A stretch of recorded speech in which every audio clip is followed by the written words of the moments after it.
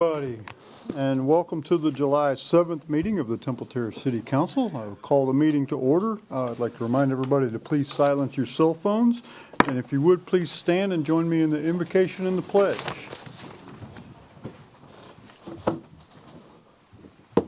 Lord, we pray for your blessings upon our meeting tonight.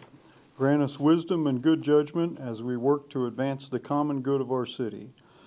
We pray for the family of Bobby Owens. Please give them your peace and assure them that our community mourns with them in their time of grief. We pray also for the healing graces of our colleague and friend Kevin Woodard.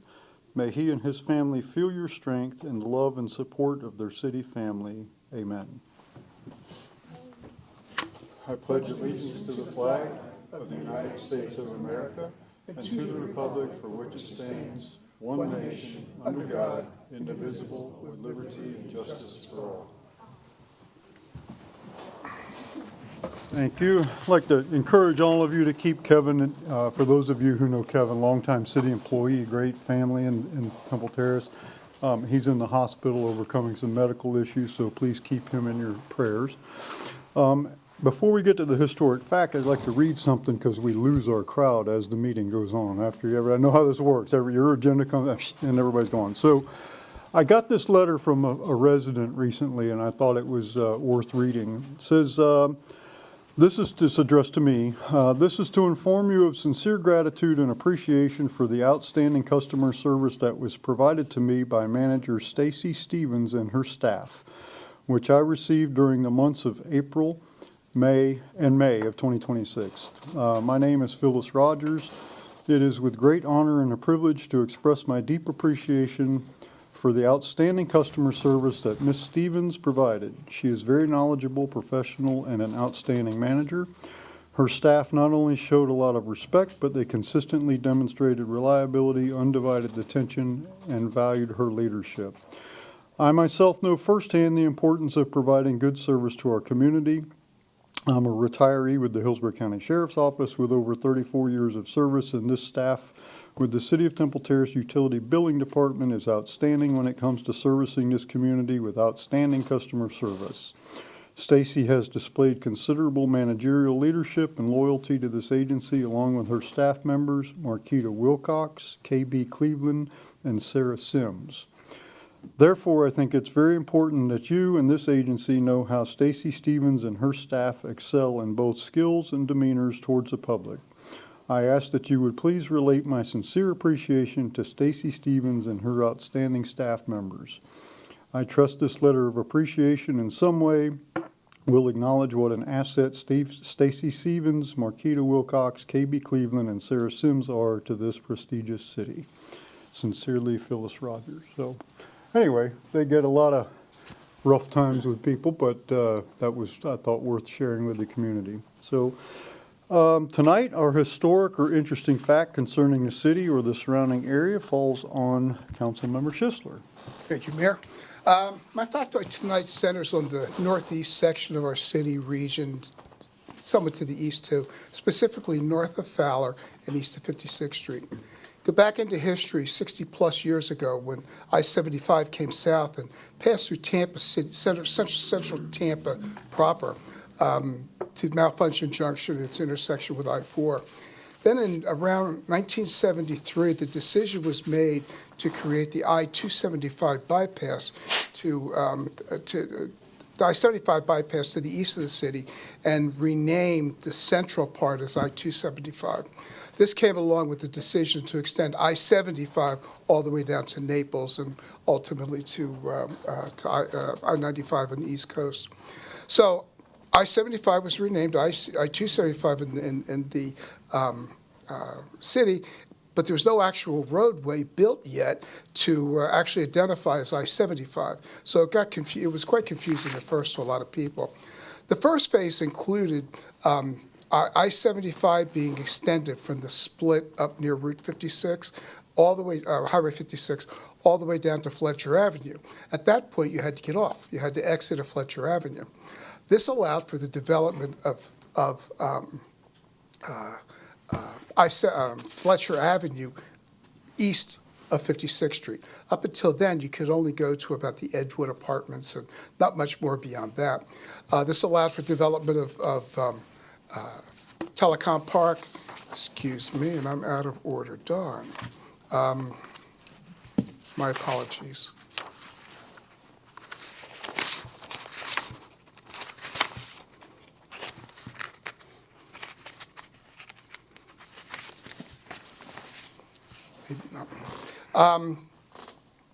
So basically, this allowed for the development of Telecom Park and the apartments and everything else, and a whole bunch of other stuff. Now, the rest of I-75 construction moved from the south in Naples to meet up at Fletcher Avenue. And as the project moved north, most of the area, the property involved was either farmland or totally undeveloped. This required pounding huge square concrete pillars, posts into the ground. They dropped hundreds of these posts along the whole I-75 way. Imagine every bridge out there, every overpass had these. They were literally pounded into the ground with hydraulic hammers. Some of them were literally hundreds of feet into the ground. Imagine living in that part of town when all you heard was the pounding sound, this pounding, bam, bam, bam, sometimes 24 hours a day. I had people, friends of mine that lived out there, this was just absolutely horrific. And like I said, after all this started to develop and Fletcher Avenue opened up, the Carlton Arm Apartments and Telecom Park. Now, Fowler Avenue had always cut through to US 301. That road really hasn't changed through the years, except numerous times where it's been widened over the years. Part of the overall project was to reroute Morrisbridge Road. Now, remember, Morrisbridge Road ran from Temple Terrace Highway through Fowler Avenue, curved up north, and then curved east and north and ran up to 301 in Zephyr Hills. The road designers chopped this up, and they recurved Morrisbridge Road to now go west and north and tie into Fletcher Avenue, up around where Hong Kong Harry's and the Hilton Hotel are now. Well, that left it got really weird. Then Morrisbridge Road stops there and then picks up again after you get on Fletcher Avenue, after you get past the interstate, turns back into Morrisbridge Road and continues back up to all the way up into Zephyr Hills. Now, old Morrisbridge Road had been known as the dumping grounds for the Tampa Mafia back in the 50s and 60s. You did something bad, you might end up in there. However, when they chopped it up, there's just a very short stretch of old Morrisbridge Road still exists. If you drive up the new Morrisbridge Road, cross over underneath 127th, there's about a 1 mile stretch of road, which is the old Morrisbridge Road. It dead ends at a pit and dead ends at where the new I-75. That's what I'm saying, it's very, very confusing. But if you go around and you come back up, you get on the original Morrisbridge Road, it goes all the way up, still goes all the way up to I-75. So, like I said, a very short stretch still exists, but you can't get to it. We have a very little, small subdivision of 93 homes that exist out there right now. So that's basically how they chopped it up and rearranged everything. Now, keeping with the spirit of useless facts, I want to bring one more memory item. Picture this. You live in Northeast Temple Terrace area, about 62 to 84. Not everyone has central heat and air. I can attest to that where we moved here. So you relied upon open windows for ventilation and hopefully cool nights, always battling mosquitoes and no-see-ums, except on Friday and Saturday nights. The quiet might be disturbed by the scream of racing machines and tires squealing and cars crashed. On Fowler Avenue, just east of the river and the future bypass canal, sat Golden Gate Speedway. It opened in May of 1962. Golden Gate Speedway rose to national recognition with the running of the 1962 NASCAR Grand National Car Race in November of that year. The 200-lap race was won by none other than Richard Petty. While NASCAR never did race there again, Golden Gate Speedway became the home to Florida State, I'm going to say this wrong, Florida State Late Model Championship, which ultimately evolved into the Florida Governor's Cup race. In addition, there were numerous NASCAR and USAC midget car races that were held through the years. The track was about a third of a mile oval, but there was also a crossover in the middle for a figure-8 design. This allowed for demolition derbies there as well. So just after dark on a Friday and Saturday night, cars would start, and the whine of engines and the tires would fill the air. I remember going one night and sitting so close to the track, you could get sprayed with cinders and tire rubber in your seats. The crying tires and the busted glass exhaust fumes, and the announcer blared over the PA system, which was quite an evening. It was quite fun. Never went back, but at least I can say I was there one time. The demolition derby was the most bizarre, with vehicles crashing into each other until only one remained functional.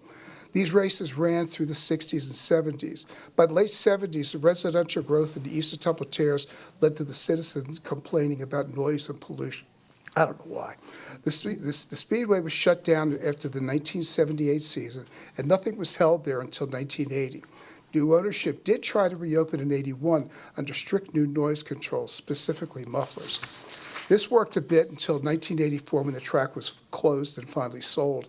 The Governor's Cup races moved over to New Smyrna Beach and are still held there.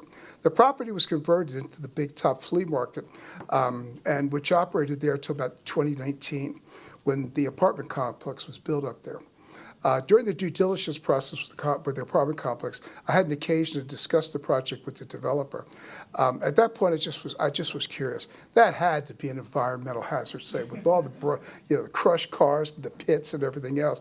It had to be a Superfund site. But they said the testing proved negative. Now, I'm just not sure how that happened or who what. Side interesting trivia tidbit: numerous scenes from the 1971 cinema epic Fury on Wheels, starring megastars Tom Lagone, Logan Ramsey, and Colin Wilcox, chronicling the real-life escapades of dirt track driver Chester Jump, were filmed at the Golden Gate Speedway. And anybody wants to see it, it's available on Facebook. And that's my story, and I'm sticking to it.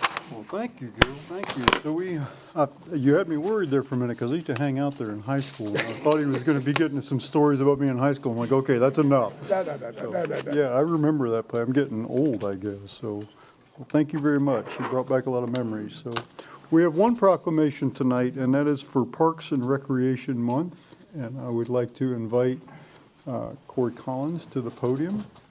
While she makes her way up, I'm going to read a proclamation commending all of you, but I want to tell the public a little bit about what these folks have been through. So most of you, or a lot of you, I hope, who are here or watching, went to the 4th of July parade and or the fireworks the other day. But I have to tell you a little bit about what you may not know, and that is that our director, Carl Langfield, retired June 30th.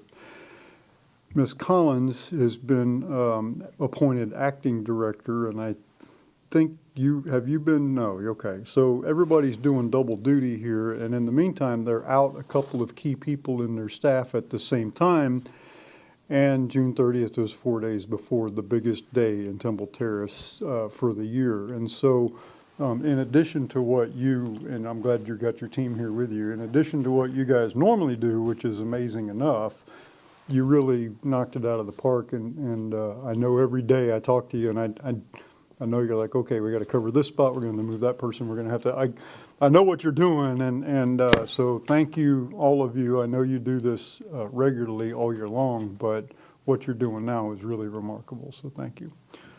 That kind of makes the proclamation look lame, I think. And it reads, whereas parks and recreation programs are an integral part of communities throughout this country, and are vitally important to establishing and maintaining the quality of life in our community, ensuring the health of our citizens, and contributing to the economic and environmental well-being of a community and region.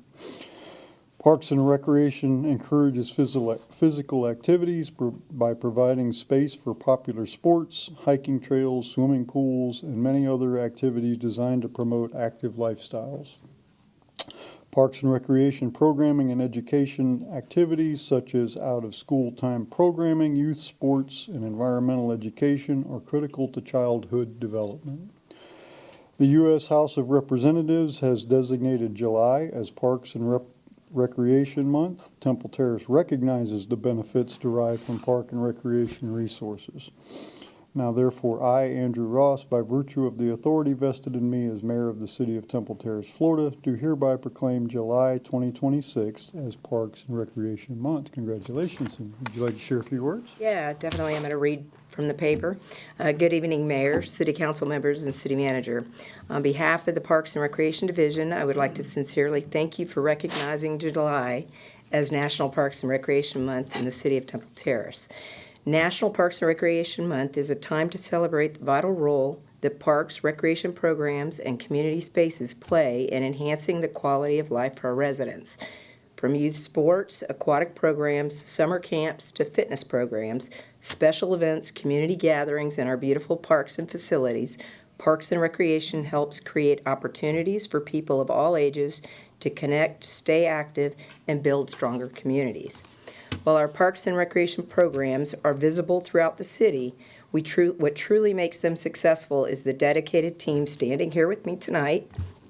Their passion, professionalism, and commitment to service helps to make Temple Terrace a place where families create memories, neighbors build friendships, and residents feel a sense of belonging. As we celebrate National Parks and Recreation Month, we also celebrate the people who make it possible. Thank you to our team, our volunteers, our community partners, this council, city manager, sorry, you get the nervousness from me, for the continued support. So thank you. We appreciate it. Thank you.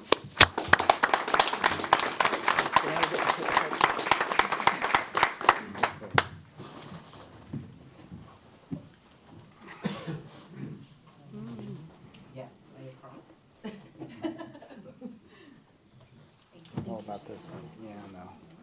Thank you. You're not gonna hide. Everybody scooch this way just a hair. There we go. Ready? On three. 1, 2, 3. One more. 1, 2, 3. Thank you.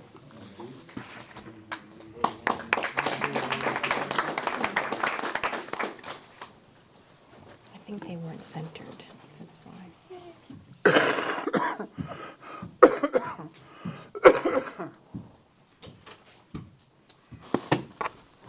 Okay, our next order of business is consideration of the minutes from our previous meeting of June 16th. Has everybody had an opportunity to review the minutes, and if so, is there a motion? Move to approve. Second.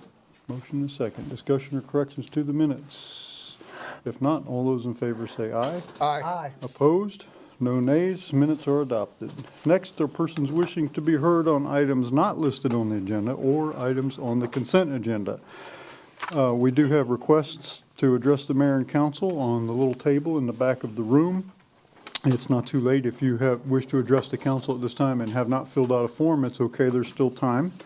We have a 30-minute time limit for this portion of the meeting. I don't know that we've ever had to exercise that, but if it exceeds 30 minutes, we postpone public comment and we continue with the meeting in order to get through the agenda, and then we resume the public comment portion at the end. We have a 3-minute time limit imposed on all speakers. We ask that you come to the podium and state your name and city of residence, and we like to assure you that your comments are taken seriously.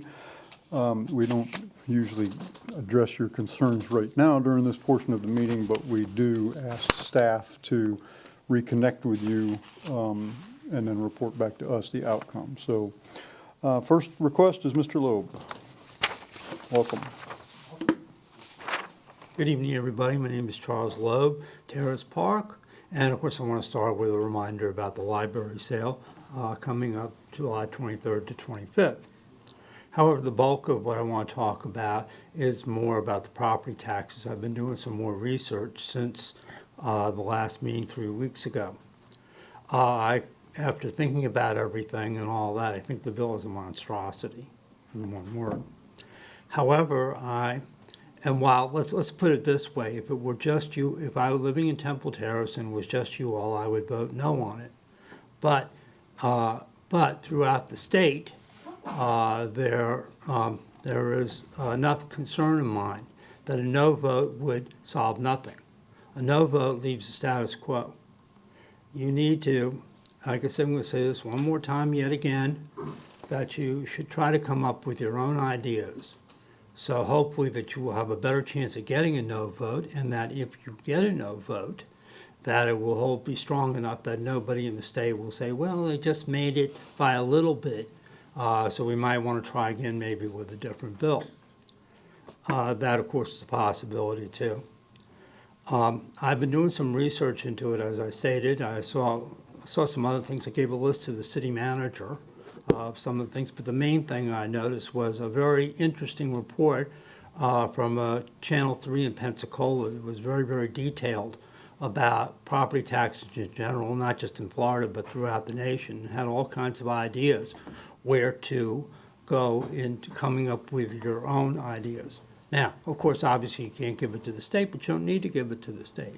You need to get your ideas somehow communicated through the media, meaning not just you here in Temple Terrace, but throughout the state, of ideas of things that you might want to do in order to encourage people to vote no by giving them an alternative.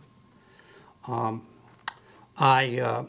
thing that would make me not want to vote, or that would make me reluctant to vote no, also would be an experience I had with downtown. I won my point when I'll give you the short version of it because I don't have much time. But I won my point so that the raise would be, instead of sitting on their hands till November, because of the property tax, that they went and started looking for a contractor. But I shouldn't have had to do that. They should not have used property taxes in the first place. One idea I happen to have that you all might want to consider, when I mean you all, I mean throughout the state, and that is to give first-time home buyers an extreme exemption or on the millage, or maybe drop it altogether. We need to invest in our young people and to give them a chance to get a start and put their families together by lowering the property taxes. Thank you and good evening. Thank you. Mr. Qualls. Good evening, sir. Good evening. My name is Matt Qualls, and I'm a resident of Temple Terrace. And the last time I attended a meeting here was November of 2024, after Milton had caused some flooding in our subdivision in Rolling Terrace as retention pond overflowing. And at that time, several of us spoke, and the council said that they would give thought to our request, which they did. And I'm here tonight to thank you on behalf of myself. Carrie Keenan is here with me, and I know there are others in our subdivision that appreciate very much what has been done since that time. Particularly, we had 2 meetings with different individuals, including Carlos, I don't want to mispronounce your last name, Jason, Eric came around and asked about things. And I know those meetings were probably after hours for you, which we very much appreciated. It was made at our convenience, and we were able to discuss at length some of the issues that we have, some of the concerns, some of which might still be there. But as a result of all that, we found out that the city had determined to add some, I guess, drainage, for lack of a better term, to the pond. And we're very hopeful that that's going to be successful in avoiding the problem in the future. But just as a human being, as a Christian, I think it's our obligation to say to you, thanks for the concern that you showed us and for the steps that you took. And we're very much appreciative of that. Thank you. Thank you, Mr. Qualls. Thank you. Sir, did I see you get a form? Are you on your way up? No, the gentleman behind you, Mr. Qualls. Myself? Yes, sir. Sir, how you doing? No, is it a particular order? No, sir. I thought I saw you get a form. If you want to address the council, you're welcome to step up now. Sure. Okay. Been a while. Just, you can make your comments, but after you do, would you give your form to the city clerk, please? Oh, sure. So we can get it on the record who you. Okay, sure, Yep. sure. Thank you. How's everyone doing today? Good. I'm Coach Tyrone Rim from Greco Middle School. Been there 13 years now in the community, resident here in Temple Terrace as well, by way of my partner and general manager, Bobby Saunders. We're here today basically, I always try to put things together for the community. And for one, I'm in the business with the youth, number one. Two, we always want to bring something to the table. I have my own company by the name of Rank Up Athletics. Okay, Rank Up Athletics is a professional collegiate showcase agency. We've been blessed starting from scratch. We've had about anywhere between 70 to 80 guys signed professionally, and we've had some collegiate signings in the midst. Make the long story short, we have an event here July 18th, King High School. Once again, this is something that we want to present every year. It's called the Tampa Bay Citrus Bowl 2.0. So who we're playing is my team, football team, is a professional showcase team. It's not semi-pro, it's professional. And we'll be playing against Team USA International, Inc. They're also a professional agency as well as ourselves. And we go from city to city, and we scout and bring talent. And we will go pretty much have live streaming on television, and from the NFL, CFL, all the way down to all the professional tiers. They'll tune in and they'll watch our games, and if they like any of our players, they'll have a live roster to see whom they would like to choose from to maybe give a professional contract. My big thing is I would love for everybody in Temple Terrace to come out and support us July 18th. All the teams will be coming in. We're bringing in businesses, so whether it's in Temple Terrace or in the Tampa region, that's our goal, is to pretty much bring business to the community and give back. For one, to show our youth that you do have a advocate, your own coach in the area that has a professional team. My general manager, Bobby Saunders, he handles most of the administrative aspect of it. It's been a while since we've had anything in this particular area, but we're excited. We're going to honor Paralympian Regis Woods, a couple of Olympians that won gold medals. We're going to present them and honor them at halftime. We would love for anybody on the council or the mayor himself would love to have you guys there to honor you all as well at halftime.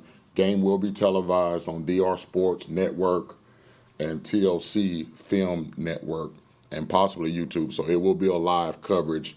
You guys can go back and look at it anytime you like.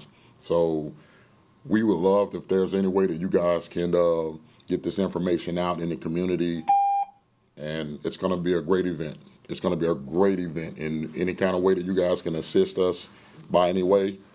I will say we will need help with a tent by any chance, just in case of the weather per se.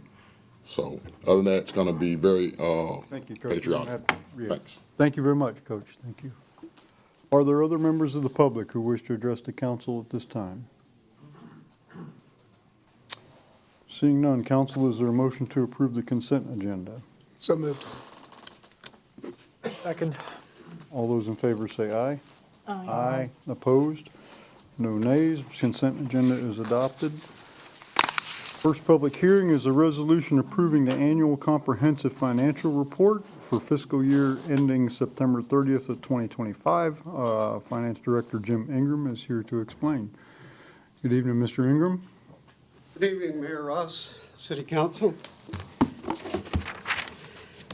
Forvis Mazars, the city's auditor, has completed the annual audit for the fiscal year ended September 30th, 2025. The city's auditor, Jeff Wolf, will report on the results of the financial statement audit, and both he and I will be available to respond to any questions you may have. So I'd like to introduce now Mr. Jeff Wolf. Good evening. Thank you. Good evening. Good to see everybody again. Just as I always start again, just want to thank you for allowing us to serve you as your external auditors. We work for you and we take that role very seriously. And just kind of refresher, as you might remember, our firm, MSL, was acquired by Forvis Mazars about a year and a half ago, and this is the first year that the audit was done under the new methodology. So it really got a fresh look, different way of doing things, not reinventing the wheel of an audit, but definitely, a fresh look at the city's finances and procedures. So I think I say that as we go through the results, I think you'll be happy to hear they had a fresh look, but similar results. So with that, I'll get right into it. First, you have a handout, which is our required communication letter. I'll go over it briefly. It doesn't really change too much from year to year, really just kind of standard driven. But if there's any questions on that, I'll certainly be happy to answer. But it really goes over the scope of the audit. Our responsibility is to complete the audit under the applicable standards. Goes on, obviously, that we are required to be independent of the city. Management responsibility for the audit. The act for the large document that is the ultimate work product, that is the responsibility of management. They're the one that prepares it, so that's kind of important. They're also responsible for the financial information within that document. Also, it goes on the reports that we've issued, and then talks about significant accounting policies. There's one new GASB related to compensated absences that was applied during the year. Did not have a significant impact on the financial statements, and there was no other transactions that weren't reported in accordance with GAAP. Ultimately, this goes on to discuss your significant estimates in the financial statements and your significant disclosures in the ACFR. And then lastly, just talks about that we had no difficulties with during the audit. Management was always, very responsive to our inquiries, and it was a smooth process. And then the last piece is just the management representation letter that they provide to us at the end of the audit. So, with that brief overview of the required communications, I'll just go on to the reports. First is our independent auditor's report, and that's the report on whether your financial statements are materially correct.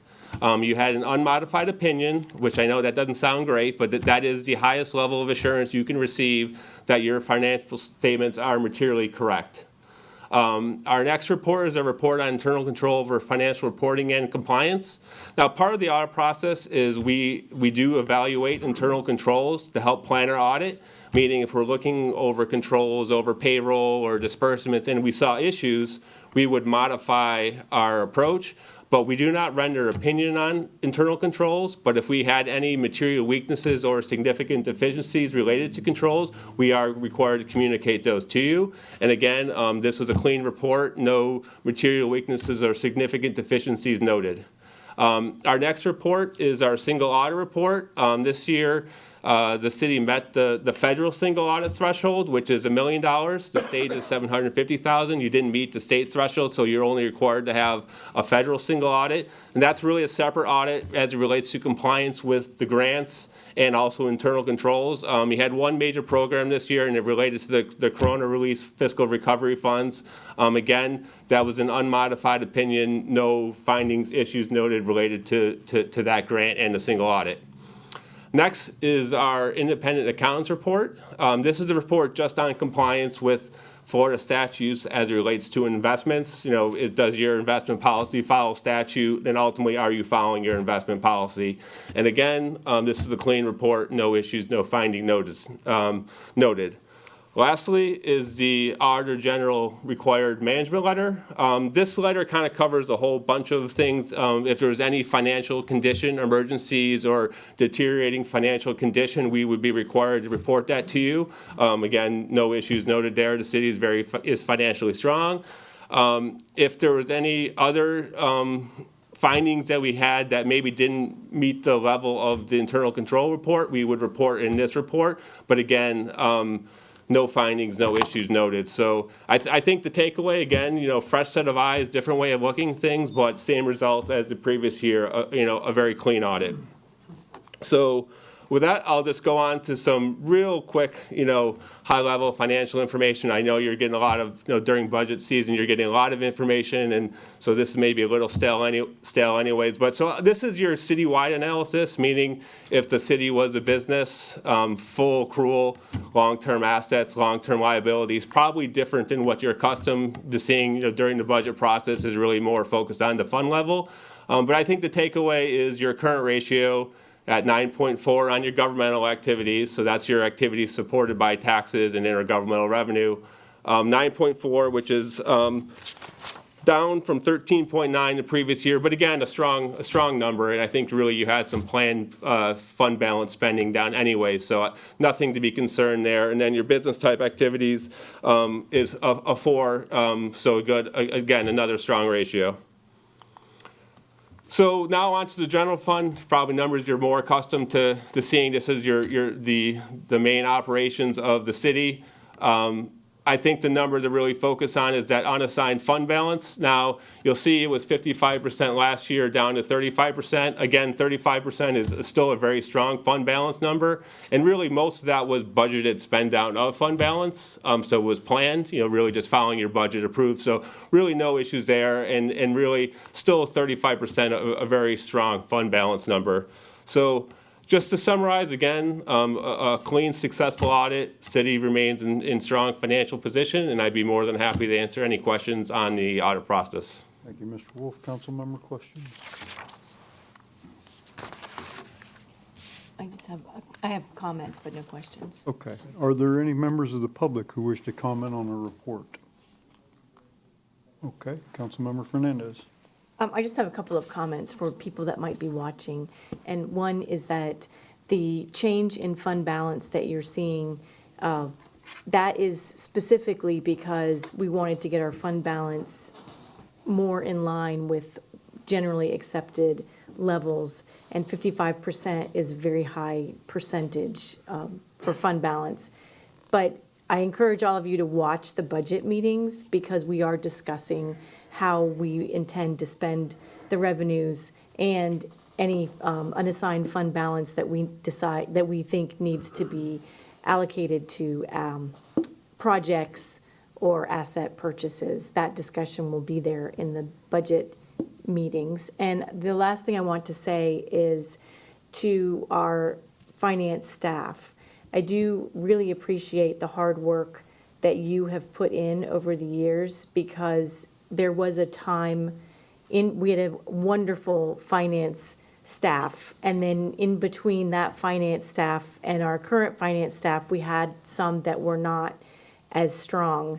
And I appreciate that you all have put so much effort into really cleaning up how things are reported, the transparency, and the fiscal responsibility that you have helped give the information to city leadership and council so that we can make good decisions. So that's it. Okay, if there are no questions, is there a motion to accept the report? I move to accept the report as presented. Second. Motion is second. Discussion of the motion. Councilmember Schiffman. More of a comment. I want to echo those comments. This is my 8th audit through the city, and they're significantly better than what they used to be. And it's the hard work of our staff, but also the contributions of your company, Mr. Wolf. You were always there if we had a question. You were good advice. If we didn't know how to do something, we could come to you, and if nothing else, to validate what we were trying to do. To Mr. Ingram and Jennifer and the whole staff, they've done an incredible job. And as this is my last audit review, it's been a very sincere honor and pleasure to have worked with you for all these years. And thank you for all that you do for this, all you've done for the city of Temple Terrace, as well as the staff. Thank you. Discussion? I just want to make a real quick comment, and I don't want to pile on to you. You won't be able to get out the door. But a lot of us have been around for a while, and I can remember the budget development process, what that used to be. Ms. Newman, you weren't here for some of the nightmare stories. Mr. Ingram, you were. The audit, we'd get these audits were not like this. They would go on for, I mean, we had a lot of, and I just want to reassure everybody, local government right now is taking a lot of blows from, they're painting everybody with the same brush. We've been accused of being fraudulent, incompetent, wasteful, fleecing the public with, we're just buying gold faucets and stuff like that. And I don't know there's 410 other cities, and I don't know much about all the rest of them, but I do know this one, and none of that is true. And could you look at our budget and say, well, we could save, a little bit of money here and a little bit of money? Yeah, yes, you could. I could do the same thing at your household. But in terms of professional and clean, I mean, you guys are really doing a phenomenal job. And I know your whole staff's not here, so please pass that on. And so just night and day. So, and Mr. Bahia, you've had a big part of this too, so thank you for that. So, okay, any other discussion? If not, all those in favor say aye. Aye. Aye. Opposed? No nays. Resolution's adopted. Thank you, Mr. Wolf. Next, we have a resolution approving street sweeping services with USA Services of Florida via Sourcewell contract number 111125. And our Public Works Director, Jason Warrenfeld, is here to explain. Good evening, Mayor, council members. Tonight I bring before you a resolution approving street sweeping services with USA Services, LLC. Council, you might recall in the approved FY26 budget, there was a line item to purchase a street sweeper for $400,000, along with funds and contractual services for street sweeping. Doing this, it allowed staff to determine if purchasing a street sweeper was best or continuing with contractual services. After a deeper understanding of the overall budget impact, which would include additional staff, short lifespan on the equipment, and then some added maintenance costs, it was determined to continue with the contractual services. The annual operating cost for this, which is budgeted currently in the FY26 budget and will continue into the FY27 budget, approximately $92,160 for street sweeping. This agreement includes a 2-year term with 2 1-year additional options. And it provides 16 sweeping cycles annually, along with special rates for emergency and events. And I stand for questions. Thank you, Mr. Warrenfeld. Are there members of the public who wish to comment? Council members, questions? Yes. Councilmember Fernandez. So when we discussed buying a street sweeper, one of the concerns was that the frequency and the thoroughness of hiring someone to do it, that we could do, that having our own equipment would solve some of that issue of having, you've said financially that it makes more sense to have the contract. Sure.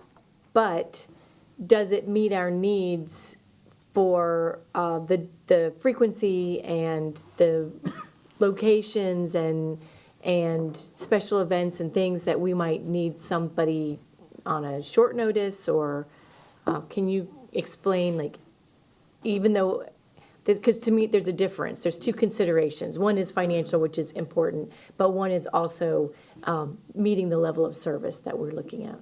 So with this agreement, the way it is, the way it's a little bit flexible, it allows for us in emergency issues to request services a little faster than just the way we have it currently. Currently, our agreement has been extended from a previous agreement. We don't have the extra 2 cycles for the leaves in the spring and the fall, which I've added into that, so that's how we get our 16 cycles. We are working on the mapping. The GIS tech is updating our mapping. We've had conversation back and forth pending this approval of how this looks and how the cycles are done for better serviceability in the city. The challenge with having our own machine is, as I said, the additional staff person. When the contractor comes in, they bring a few machines and they're running simultaneously throughout the city. If we have our own machine, that means we're going to be dedicated primarily 4 or 5 days a week trying to keep up with the tracks that a contractor can do in a few days a month. So overall, it's been determined that this is a much better route, not only financially, but you think about staff and the equipment downtime. Running a sweeper is a hard job. Short life cycle, 5 to 7 years on those vehicles is probably about average on them. We won't endure any of that pain, so we'll let the contractors do that and reap the savings of having a contracted service. Thank you. If I could just add to that. Yes, Mr. Bahia. Thank you. So if you recall last year at the budget too, we just didn't know how much the new contracts were going to be. That was part of the unknown factor. And we were concerned that these contracts could be upwards of nearly $200,000 a year. And so once we got to a point now, we're looking in the $92,000 range. That makes the math dramatically different. Mm-hmm. And I think that's also part of a big chunk of this consideration. Other questions for Mr. Warrenfeld? If there are no further questions, is there a motion? Motion to approve the street sweeping services with ASA Services of Florida, the Sourcewell contract number 111125. Second. Motion and second. Is there discussion of the motion? If not, all those in favor say aye. Aye. Aye. Opposed? No nays. Resolution is adopted. Thank you, Mr. Warrenfield. Next item is a public hearing and first public reading of an ordinance amending Section 1-103 concerning definitions, Sections 1-104 concerning enforcement procedures, and 1-105 schedule of violations and penalties. I'll open the public hearing, then ask our Code Compliance Director, Mr. Jack Shanks, to explain. Good evening. Good evening. Good evening, Mayor and Council members. Jack Shanks, Code Compliance. The item for you tonight is a proposed amendment to Chapter 1 of the City Code that would update verbiage, add applicable code sections to the table of Class 2 violations, and establish a new Class 4 violation category within our existing civil citation framework. This was previously presented for first reading where we received great feedback and takeaways. Specifically, there was conversation about creating additional time requirements for the correction of certain violations. This evening's presentation takes that feedback into consideration and incorporates it into the proposed ordinance. Due to the changes that needed to be made and the need to update the ordinance title, this proposed ordinance required coming back to first reading. I want to begin by emphasizing one key point, that this amendment is not intended to generate revenue. The purpose of this update is to improve citywide adherence to codes that already exist and are already enforceable today. What this amendment does is allow certain repeatable violations to be addressed more effectively and more immediately through civil citation, rather than relying solely on longer notice-driven enforcement processes. The first change we've made is to provide the definition of itinerant or transient in nature in Section 1-103, which reads, temporary, mobile, or impermanent infractions or activities that can move locations, exist for a short duration, or are capable of being remedied and then repeated on the same day. The phrase was included in the original ordinance presentation, but we determined its meaning should be defined as well. The phrase is inserted into Section 1-104, subsection D. This allows for the inclusion of violations that can be complied with and then recur quickly. It includes violations such as yard parking or commercial vehicles in residential areas, as well as certain violations relating to the short-term rental program where the renters change frequently.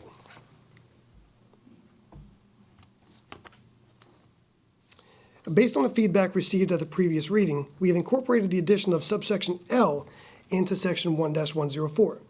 This new subsection introduces an escalation procedure for certain code sections identified in Section 1-105's Schedule of Violations. To best explain the existing and new procedures, I'm going to run through the standard escalation process first. In keeping with our already established enforcement process, any courtesy notice or citation will be directed to the property owner against that property. An initial violation, with few exceptions, will result in a courtesy notice with a reasonable correction period, as well as an attempt at direct contact from the code compliance team to determine if assistance is needed. If non-compliance is exhibited, or if the violation results in initial compliance followed by a pattern of non-compliance, escalation to citation will then commence. Following the issuance of a courtesy notice and a correction period, a first citation will be issued, which is designed to serve as a meaningful prompt for compliance, while still allowing the responsible party an opportunity to correct the issue. The higher fine for repeat offenses reflects the fact that continued noncompliance occurs after notice and enforcement action has already taken place. This approach aligns with the city's graduated enforcement philosophy by distinguishing between initial violations and repeated disregard of the code, and by encouraging long-term compliance rather than repeated corrective cycles. If compliance is achieved, no further fines are imposed. Now we'll review the supplemental escalation process. We have re-envisioned the standard escalation process to allow additional time for certain violations, as I alluded to earlier. This provides more opportunity for initial correction while still allowing for more effective long-term results. As in both the standard escalation and current enforcement board processes, a courtesy notice will be provided to a property owner noting the violation and will be accompanied by an appropriate correction period. Whereas in the standard process, a citation would then be issued. In the supplemental process, an initial notice of violation would be issued that would also have an appropriate correction period. If still not corrected, a final notice of violation with an accompanying correction period would be issued. Following continued noncompliance, we would have exhausted low-level methods of achieving compliance, and a citation would then be issued. To reiterate, the overall intention is to avoid reaching the citation level, thereby achieving voluntary compliance at the lowest level possible. As you'll see in an upcoming slide, the overwhelming majority of our residents do comply voluntarily. Our code compliance officers are authorized to issue citations only for those violations specifically listed in the Schedule of Violations and Penalties. The violations proposed for inclusion under Class 2 and the new Class 4, as you see here, are all existing code provisions. Nothing new is being prohibited. The challenge we encounter with these types of violations is that most are easily repeatable, and under our current enforcement structure, there is little immediate incentive for sustained compliance. This becomes an irritant for neighbors and businesses who abide by the city's code, yet witness a drawn-out compliance process for violators, which, in the case of the code sections proposed this evening, should have achieved compliance immediately. You'll note that several code sections have asterisks. These are the codes that will receive supplemental enforcement escalation that includes the courtesy notice, notice of violation, and final notice of violation. In practice, we often see the same violation types recur after temporary correction, which creates ongoing neighborhood impacts and increased staff time without achieving long-term resolution. This ordinance update is intended to change that dynamic. By allowing civil citations for these specific violations, the city can encourage quicker and more consistent compliance, reduce repeat violations, and ultimately reduce the need for prolonged enforcement cases. The goal is behavioral correction, not punishment, and the intent is not to issue citations indiscriminately, but to provide officers with an additional tool when voluntary compliance has proven ineffective or when immediate correction is necessary. Council had asked for a breakdown of all the Municipal Code Enforcement Board cases for the past year. What you see here includes only the violation types that were presented to the MCEB over 13 months. There were many other types of violations with cases created in that same time frame, but these are the ones that actually required MCEB attention. As an example, please look at the very first violation type on the chart, grass, weeds, underbrush. You can see that over that span, there were 661 total cases. Out of those cases, 653 complied with either the courtesy notice or notice of violation step. 8 out of those 661 cases received the notice of hearing and were subsequently presented to the board.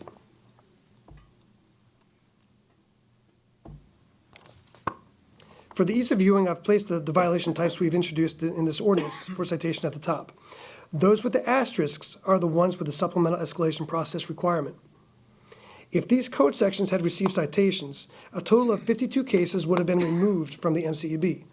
It's also very likely that with the knowledge of facing a citation, a good number of these would have complied voluntarily instead of requiring a citation being issued, which is actually the goal. Removing those cases, there still would have been 77 cases for the board to have heard. So over the 13 months, that would have been approximately 6 cases per month being presented. In summary, this ordinance strengthens our ability to enforce the codes already on the books, improves compliance outcomes, and supports neighborhood stability without expanding regulation or creating new prohibitions. Staff recommends approval, and I'm happy to answer any questions. Thank you, Director Shanks. Are there members of the public who wish to comment on this? Seeing none, council member questions? Oh, yeah, no. Yep, got my attention. Council member questions. We'll start on this side this time. Councilmember Kravitz. Hi, thank you very much for the overview. That was great.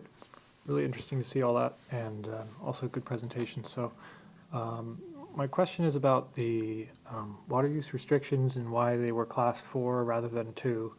It just seems to me $250 escalated to $500 seems pretty steep. What was your thought process there, and how come you opted for the more heavy penalty? So the reason we looked at that, and I actually spoke to a couple of my counterparts around the area for that specific reason. We put that in that area specifically because of the water restriction violations we're seeing now. The Phase 3 water restrictions are very significant and they're very meaningful. Typically, we don't have a lot of water violations in the off season when we don't have a drought. Not many at all, to be honest with you. In this case, we want to go out and address these immediately. Now, they're going to receive a notice of a courtesy notice first. We rarely see repeat violations with water restrictions. So when they receive the warning, the courtesy notice is going to list what the citation values are, or the fines will be. that will be enough to deter somebody from moving forward. The water is very valuable resources, I'm sure you know, and we all have to do our part. That's why we put them as Class 4 and not Class 2. Okay, interesting. I appreciate you going on the record with the courtesy notice. However, if there's no asterisk next to that violation, doesn't that mean that there will not in fact be the staged process? There will still be a courtesy notice. We'll do that for everything, with very few exceptions. So it would still receive a courtesy notice first. So let's say you're watering your grass at 9 a.m. during this time period. We would come to you and say, hey, this is a violation. Here's your correct times. This is your courtesy notice.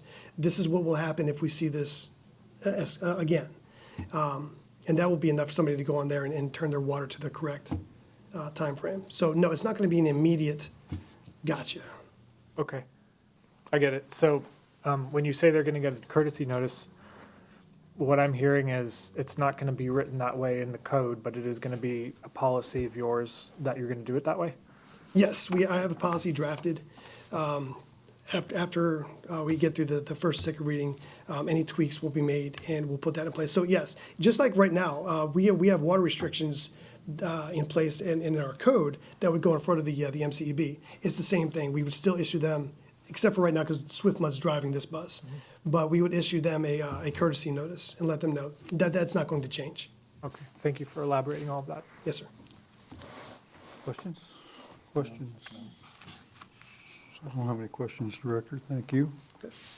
Okay, if there are no questions, I will close the public hearing and ask the clerk to read the title of the ordinance.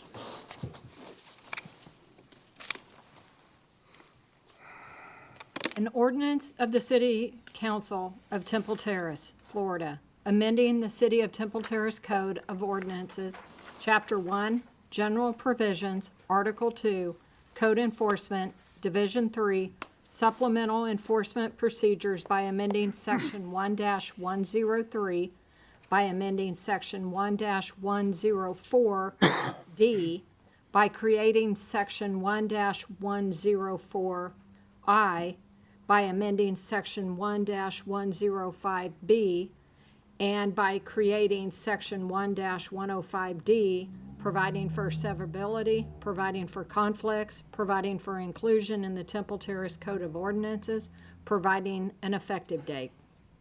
Thank you, Madam Clerk. Council, is there a motion? First, it's actually L, not I. Thank you. Okay, good, thank you. Yes. You're going to read? I can, or you can? Yeah. Oh, I got it, okay. Move to approve first reading of an ordinance amending Section 1-103 definitions, Section 1-104 enforcement procedures, and 1-105 schedule of violations and penalties. And a question, do I need to put in the second reading date? Yes. And that, Please. I'm sorry, what is, August 4th. second reading on August 4th. Second. Motion is second. Discussion of the motion? If not, all those in favor say aye. Aye. Opposed? No nays. Public ordinance is adopted on first reading. Will appear for second reading and public hearing on Tuesday, August 4th, 2026. Next item is a public hearing and first reading of an ordinance creating Code Chapter 20, Article 4, School Speed Zone Enforcement Program. I'll open the public hearing. Our Deputy City Attorney, Nicole Donnell, and Captain Malavi are here to present. Good evening. Good evening. Good evening, Mayor, City Council. Tonight, I am bringing before you a proposed ordinance for the use and implementation of speed detection systems within the school zones here in Temple Terrace. As you can see before you, the title of this ordinance is the School Speed Zone Enforcement Program and Speed Detection Systems. Florida Statute 316.1895 authorizes local governments to use and implement speed detection systems within school zones, and it also allows local governments to issue notices of violation if someone violates those speed limits within posted areas. This is also going to be implemented during specific days that schools are in session, during specific hours and specific times. If there is an appeal to a notice of violation, a local hearing officer will be needed, and the statute authorizes that local hearing officer to preside over hearings as well. Chapter 316 of the Florida statutes does require a traffic study to be conducted, and it also requires that traffic data to be considered before a system can be implemented in school zones within a designated area. In our case, a traffic study was conducted in February of this year. That traffic study did show that there are 5 school zones within Temple Terrace that have a heightened safety risk. Those school zones include Greco Middle School, Woodmont Charter School, Temple Terrace Elementary School, Lewis Elementary School, and River Hills Elementary Magnet School. Based on that traffic study, the Temple Terrace Police Department has determined that it is in the city's best interest to implement these speed detection systems within those 5 school zones that I previously mentioned. This ordinance before you tonight is modeled after surrounding governments to include the city of Tampa as well as Hillsborough County. If this ordinance is put into our city's code, the police department will be able to enforce speed limits within those designated speed zones. I'm going to stay up here for any questions that you may have, but Captain Malave of the Temple Terrace Police Department will provide you more details and information on the implementation of the systems themselves. Thank you. Good evening, Mayor, City Council members, and executives. We are proposing the implementation of a school zone speed system to improve safety and accountability within active school zones. The system utilizes automated speed detection and photo enforcement technology to identify vehicles exceeding the posted school zone speed limit during active school zone enforcement times. These enforcement times consist of the specific active school zone periods prior to the start of the school day and during the active school zone period surrounding dismissal of school. Violations would be reviewed and validated by our law enforcement personnel to verify a violation occurred before any citation is issued and mailed to the registered owner of the vehicle. Additionally, information obtained through the use of the school zone speed system is not shared with other organizations and maintained on a secure server system for a specified amount of time depending on assigned status. To ensure a smooth and effective rollout, the program will be implemented through a phased approach over a 6-month period. Phase 1 would see implementation of Greco Middle School and Lewis Elementary. Beginning with these 2 locations would allow us to evaluate the system's performance, address any operational or community concerns, and refine processes before expanding enforcement citywide. Following successful implementation, the remaining school zones would be activated in subsequent phases until all 5 locations are operational. Phase 2 would see Woodmont Charter School and Temple Terrace Elementary, and Phase 3, River Hills Elementary Magnet School. The school zone speed system is designated to improve driver compliance, reduce speeding in school zones, and improve the safety of children and families traveling to and from school. The proposed phased implementation provides a measured and responsible approach to deployment while allowing the city to evaluate effectiveness and address any concerns before full activation across all school zones. With that, I stand for questions. Thank you, Captain. Are there members of the public? Actually, I have one request to address the public at this time from Katie Nash. Good evening, Ms. Nash. Thank you. Good evening. Mayor, City Council members, City Manager, and the entire city team. Proud to introduce myself. My name is Katie Nash, and I represent a company called Genoptic. We are a Florida-based manufacturer, and we have 250 employees. I did write comments because I am an obscene early riser, and so it's evening meetings for me. I start to ramble on, so I'm going to try to keep this very succinct. But I am here tonight to respectfully ask for the opportunity to compete and earn your business. We do want to demonstrate our product to the city. And while we are very proud of our technology and we do very much encourage a side-by-side technology demonstration of the systems that you're vetting, I'd like to also just take a moment to reframe and sort of give you some other ideas about how to think about this tool. First, I do want to compliment you, though, in moving forward. This is a tool that will change driver behavior. So no matter what happens, I just want to compliment you on considering that. So the camera is a tool, but I ask you to think about this in terms of safety as a service, safety that you're delivering as a service to your community. And so how do we consider this program with that lens? First off, we need to think about data integrity and the integration with your police department. and how that technology integrates. So be thinking about how your vendor goes above and beyond to really restore public trust and data integrity. That's a hot topic right now and something that we're all being asked to do. So think about third-party audits and extra compliance measures. Another something to think about is customized reporting. How is the reporting in the dashboard going to bring that data back to the community and demonstrate that changed behavior? So your partner should always be thinking about what's next. How are we really benefiting the community, and how are we demonstrating effectiveness? And that kind of goes along with community education. How is your partner a true and authentic voice in really coming and speaking before the community, and how these tools are making a difference? Be thinking also about customer service. And you started your meeting honoring great customer service. We are so proud to have internal employees as our customer service agents. We're proud we keep about a minute. That's our measure, a minute, to try to keep when someone calls and has a complaint. And I know whenever you're rolling out a new program, you're going to have people calling. That's going to be something you're going to want to think about, is who are they getting on the other line? And then just finally, I really want to compliment you and the city. All I've heard tonight is a strong support of your professional staff, and that isn't always the norm. I do this a lot, and it is really a breath of fresh air. And so I wanted to really compliment you, and I've been hearing that with every one of these one of these agenda items, and just it really shows, and it makes a strong city. So thank you very much. Thank you, Ms. Nash. Mr. Loeb. Just got one question. Is this meant to be enforcement just on the main street or over on the side streets? For example, what I mean, let's take Woodmont for an example. Would it be meant to be enforced on 56th Street, or would it be meant to enforce on Terrace, or on both? Are there other members of the public who wish to comment on this item? Okay. Would one of you like to respond to the question before we forget it?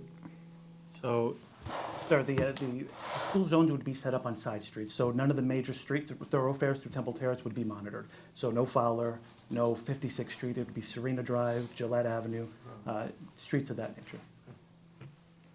Councilmember questions? Councilmember Fernandez. So you mentioned something about the data being held for a particular amount of time. What is the structure around the pictures and how long that data would be maintained? So we would be operating the camera system specifically on flashing light times. So early in the morning time period, 30 minutes, and before breakfast time for the kids, after, same thing for school, the beginning of school. Additionally, we would be operating 30 minutes before and after dismissal time period. During those periods of time, the cameras are running and recording, but there's two varieties of how it's obtaining data. One would be a passive, where it is recording information during the active hours, and then triggering events, such as this system specifically designed for speeding. So if a triggering event, a speeding event occurs, the camera system focuses on the infraction and is in providing information of that vehicle. Otherwise, it's just generally recording, but that information is only held, general, not triggering events, is only held for 30 days, whereas a violation is held as for evidentiary value, but also gets destroyed 90 days after disposition. Okay. So in other jurisdictions that have put these cameras in, if we're trying to change driver behavior, the revenue or the infraction fees are going to decline over time. So what happens what's the end result? We want to change driver behavior to be safe during school zone, the flashing light times. But then what happens when we actually achieve that goal? What's our end goal? Do we see that we would take the cameras down at that point? They're already there, then someone would want to switch them to some other type of enforcement? What's the plan? So if in a perfect world, if we were able to get traffic violations down to 0, and we were consistently seeing that. Yes, the option could be to remove the camera system, because at that point we would see that it's no longer needed. The main focus and point of this system is specifically designed to ensure that during those times, during the beginning of school and after school, which are time periods where you have a large group of individuals walking around, parents, crossing guards, that we're making sure that we're doing everything we can to provide a safer environment for those individuals.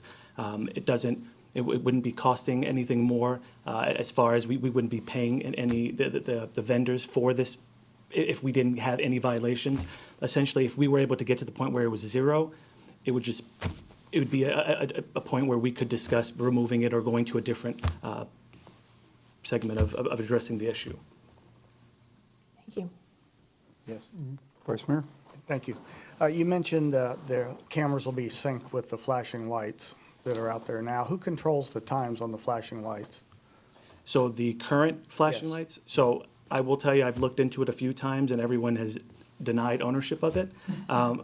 Specifically the one at Greco's location, I've asked a couple times and I'm not quite sure who owns that specific light. I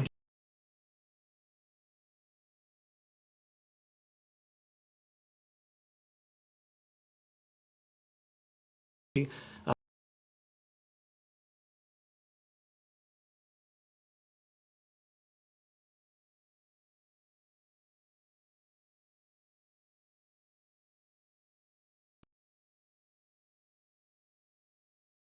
who established all these school zones. I'm not sure what they used to establish the school zones. Well, I mean, why only those 5? Well, those are the 5 schools that are public schools or charter schools within our school district that have always been assigned as school zones. So it has to be well, because, I mean, I can think of 3 other schools that have proximity to side streets and back streets that, you know, Corpus Christi and Focus Academy, I mean, it's right on the street. FCA, my granddaughter goes there, and it's like Speed Demon going down, Speed Racer going down there. So I'm just curious as to why they would not have been included. So it would be a matter of contacting the DOT and reaching out to them and having a conversation about establishing new school zones. But that's how we would approach it. Okay, so when you say new school zone, I mean, we have Temple's just high, where they get the flashing yellow lights for school zone. Is there something, a different delineation that has to be made? I was just curious. No, that's a school zone, but it's a county road. True. Our ordinance doesn't. True, I understand, I realize that, okay. But Druid Hills, so what about Corpus Christi on Ridgedale? So in order to include Corpus Christi on Ridgedale, there would need to be an extension of the school zone. Okay. Currently, it's a bit out of their area. Okay, all right, okay, thank you. Otherwise, it's a good deal. I think it's great. Thank you. Councilmember Kravitz. Thank you. Yeah, great project. Everyone cares about speeding. Really big issue. About the cameras themselves, they're going to be fixed or mobile?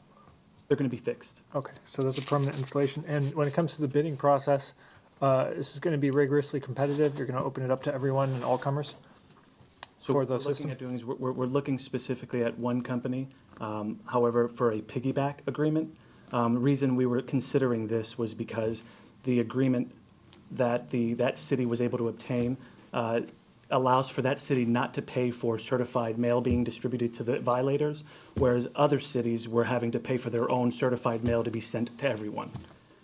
So it was kind of a nice deal to be able to piggyback and get that benefit of not having to pay for certified mails for every single violator, which could add up pretty quickly. Okay. Apart from that, is there any reason to think it's such a good deal? Or I'm sorry. What was that? apart from that, is there any reason to think that one deal is the best deal? Mayor, if I may. Mr. Bia.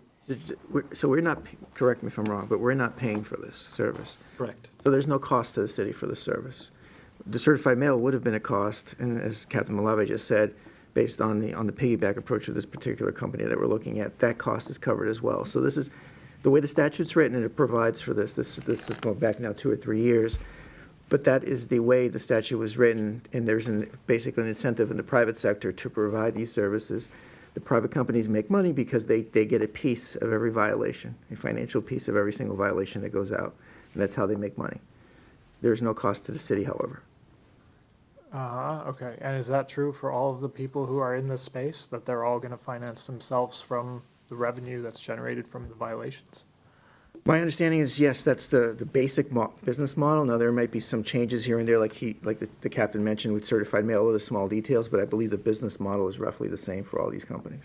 Okay. Is there a reason why we couldn't open it up to a more competitive process?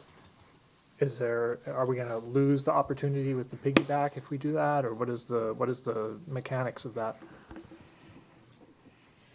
Great question, Councilman Kravitz. So for our city's purchasing manual and our own internal policies, our bidding or competitive process doesn't start until the contract hits $50,000. And then from there, we move into the competitive bidding. If we don't want to put out competitive bidding, and I think we mentioned the piggyback, then that's an alternative option. But as the city manager mentioned, because this is essentially a zero cost, we don't even get to the $50,000 competitive bidding threshold. Okay, I get it. So I'm sure we're getting at least $50,000 of value, but because we're not spending $50,000, it falls under the exemption. So there doesn't have to be any bidding process at all. Correct. So we could just open it up however we see fit without adhering to any sort of competitive bidding process, and we could still let people come in and make their offers, right? Yes, that's accurate. And myself and the finance team, we are actually looking into what is the best approach if there is a no cost to this contract.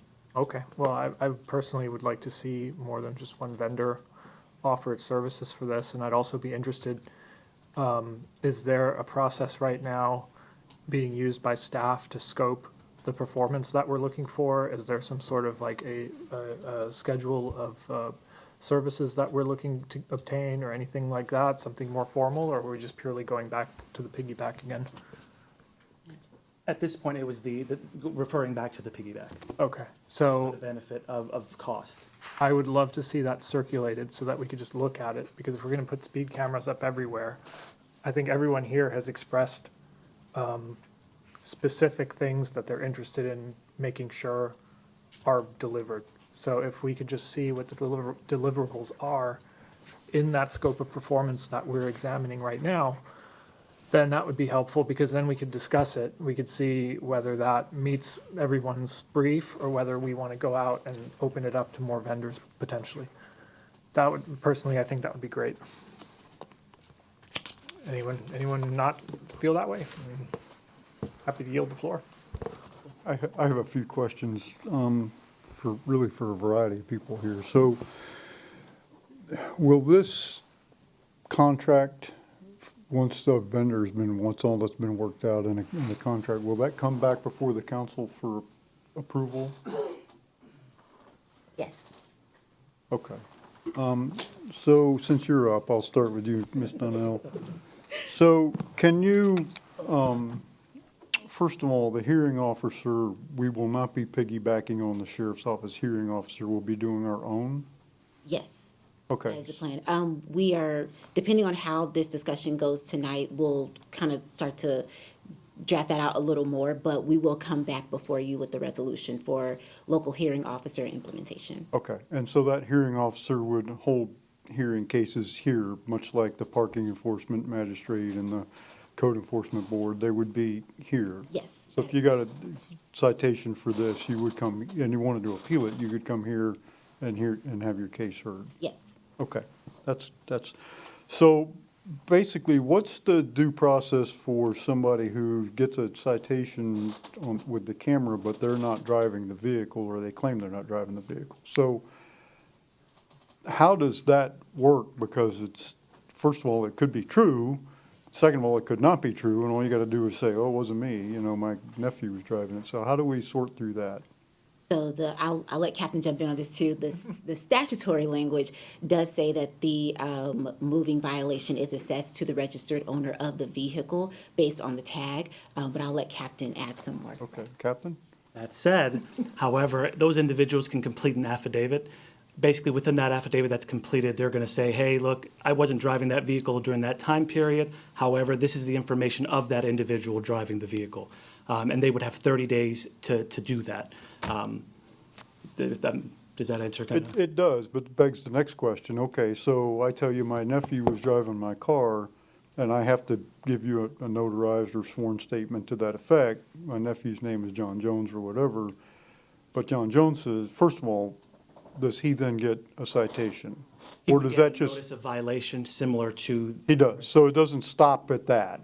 Correct, yeah, it would be reassigned to the individual that was, of the information provided. Okay, so he gets the citation now, he would get cited. Correct. So he says, oh, no, it wasn't me, he's just trying to get off because he doesn't like me, so he's just making it up. I wasn't driving his car. That then comes to the hearing officer to sort that out? The way it's written, I don't know if the way it's written is those individuals would have to provide some type of proof as to help assist with. Much like other video tolls and other, okay, I Or got if the person were, say, if a driver had committed this violation and. I got you. So let's move on from that. You did say this, so I don't want to belabor it, but I just want to make sure I heard it correctly. This would only be active during school times, not just the school zones, but the times. Specifically only during school flashing light time, so early in that morning time period, and then during dismissal time. Okay, because I do know early on some locals I don't even think the local governments knew it, but the vendors were leaving the cameras on and issuing citations all throughout the day. Might not be going over, it's not a school zone, the speed limit is not 15, but it's 25, and they're going 40, so boom, give them a ticket anyway. We're not going to do that. And even from that standpoint, those violations would be seen by our officers, and if we're seeing that citations or violations are being scanned at different times that we haven't set up, it would be easy to just assess. Now, I know that you're not at the point of a contract yet, so this is premature, but I would, when that contract comes back, the reason I asked about that, I would want some assurance in that contract that's, because I don't want a vendor going rogue on us and start sending people tickets. Noted. Okay. Second question concerns data. And that is, already been asked by Councilmember Fernandez, but a little follow-up on that. So I know on the cases the target where the violations are issued, now you've got some evidentiary state laws and stuff, we have to retain those photographs, I understand that.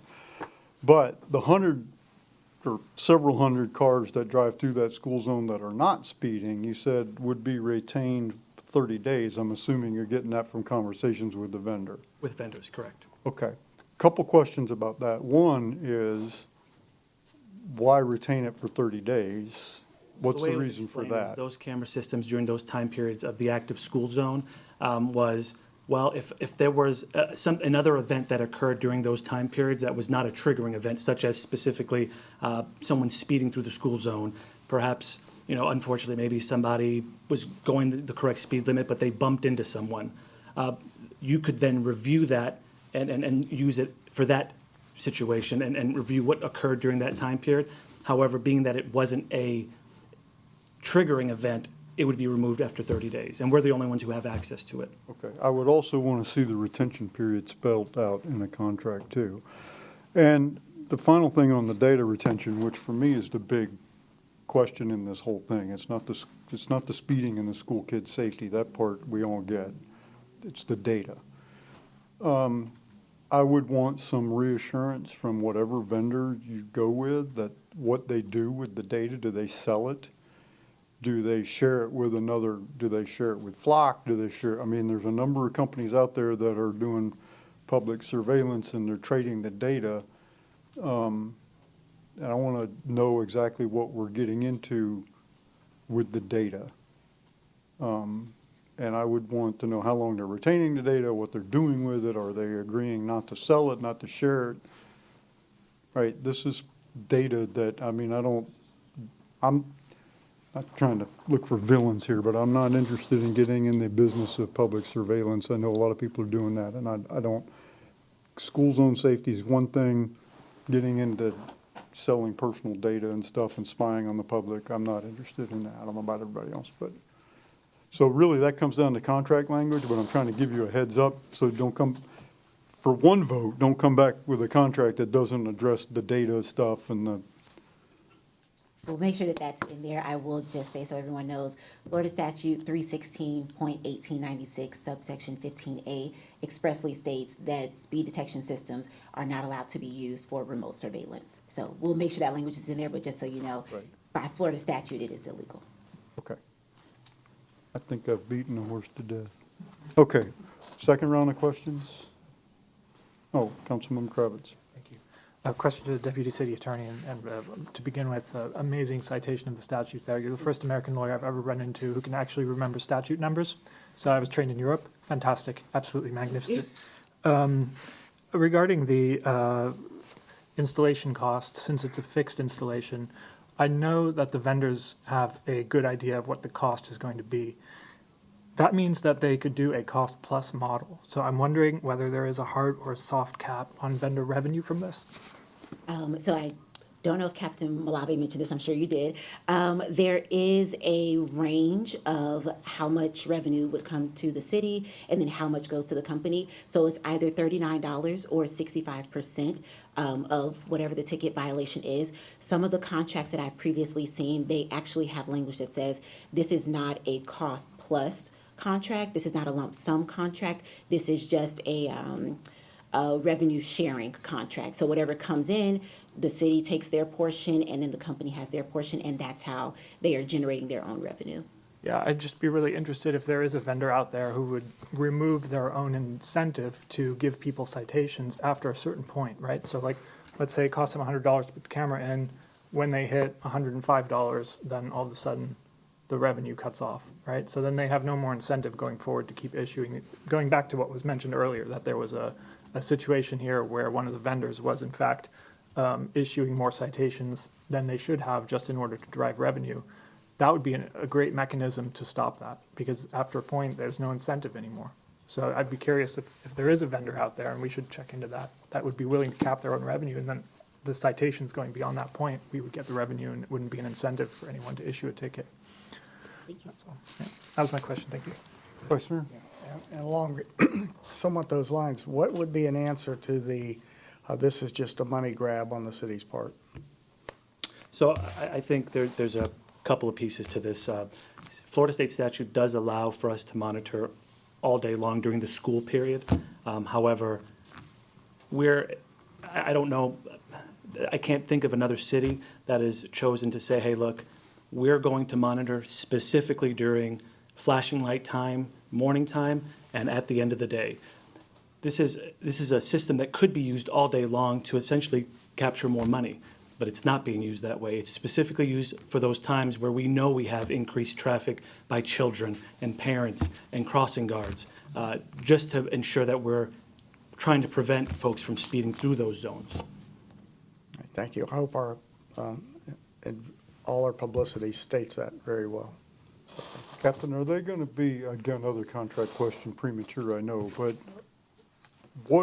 there should be a schedule of surveys that are conducted by them on an ongoing, every school year they do a survey, maybe twice a school year for the first couple of years, and then maybe once a year at some point after that.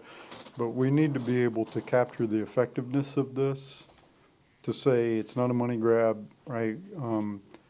Speeds are down 85% or they're down 60%, or we reach a point, I don't think it's ever realistic, we're going to get to zero.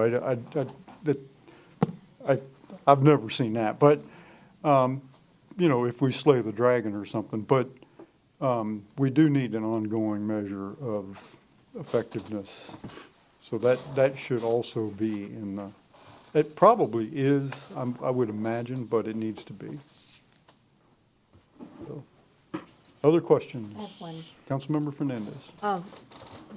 I meant to ask this earlier, but with the discussion of the specific time that these cameras would be active, would that be actually written into the resolution, or would that be a policy? And the reason I'm asking is if it's written into what council is agreeing to, then it can't be changed without council action, versus if it were a policy that could be something that could be changed over time. So what would the plan be? If there's a preference to have specific language in the ordinance, we can definitely adjust for that.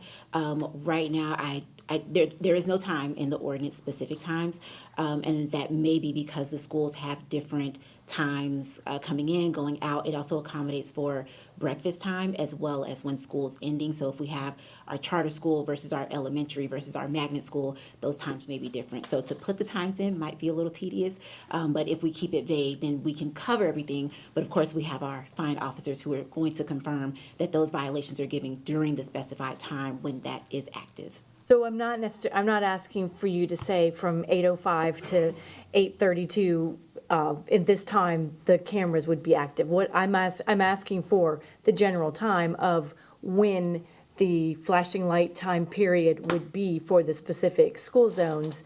However, what I'm asking is, would that type of language be in the ordinance, as in these cameras would only be active during specific school zone flashing light time in the morning and the afternoon, versus that being a policy created by the department? It says that in the ordinance That's in front of us. It says that. Well, that's what that's what I'm just saying, to get this on the record, to confirm that that's what I wanted that's what I want to make sure we hear. Thank you for clarifying. Yes, and thank you, Mayor. Yes. Other questions? If there are no further questions, I will close the public hearing and ask the clerk to read the title of the ordinance. An ordinance of the City Council of Temple Terrace, Florida, creating the City of Temple Terrace Code of Ordinances, Chapter 20, Article 4, titled School Speed Zone Enforcement Program and Speed Detection Systems, providing for use of speed detection systems in accordance with the state law, providing for definitions, providing for use of local hearing officer, providing for the designation of school speed detection zone, providing for severability, providing for conflicts with state law, providing for codification, directing that the ordinance be filed with the Department of State, providing for correction of Scribner's error, providing for conflicts, providing an effective date. Thank you, Madam Clerk. Prior to a motion, council, I'd like you to consider holding the second hearing on August the 4th instead of July 21st, if that's your pleasure.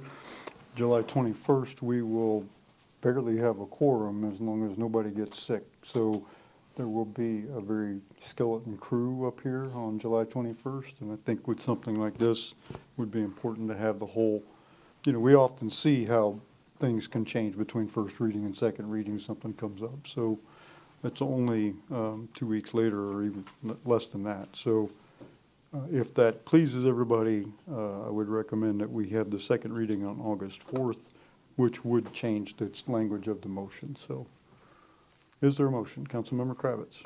So I'd like to make a motion to approve this agenda item 12D, an ordinance of the City Council of Temple Terrace creating the City of Temple Terrace Code of Ordinances. Chapter 20, Article 4, titled School Speed Enforcement Program and Speed Detection Systems, with the two following provisos. The first being that that other vendors be explored going beyond just the piggyback, and also that we receive a report on the scope of what's being pursued, so that we can see exactly what we're getting into in terms of what the vendor is going to supply and what that will provide.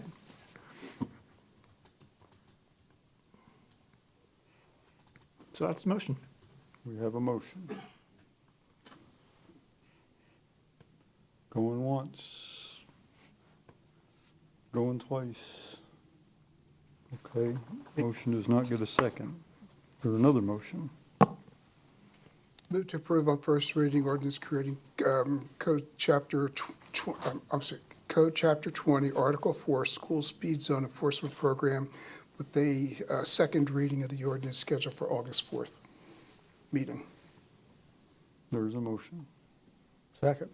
Motion and second. Discussion of the motion. Councilmember Fernandez.